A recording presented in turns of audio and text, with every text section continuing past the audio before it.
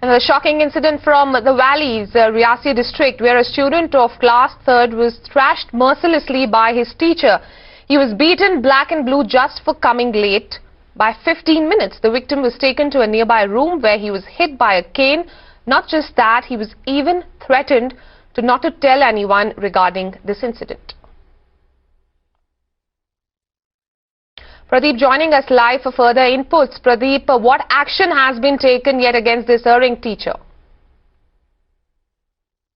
No action has been initiated. This incident is of the middle school, Tanda, in Reasi district, where a third standard student, he was on his way to classroom. That was the time because he was 15 minutes late, and teacher, in fact, mercilessly thrashed this boy, and you can see the bruises on the back of this child.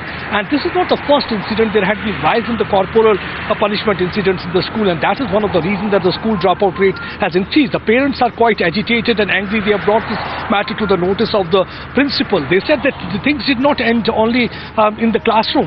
After that also, once the school called it a day and the boy was taken to the principal's room, also there also he was reprimanded.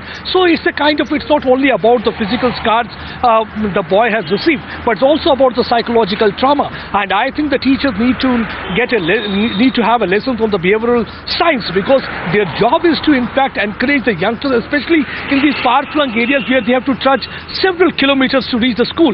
They have to in fact encourage them, make them come over to classrooms. Instead, they are trying to generate fear, and in this case we have seen that how brutally the teacher has beaten this boy. The father is quite angry and agitated. He says that he's going to lodge a complaint if action is not initiated. This is the second incident to be reported from the Jammu schools 2-3 days back. Again, the Mirror now had reported how one of the boy was met with an accident when the teacher sent him to fetch the grocery items for her.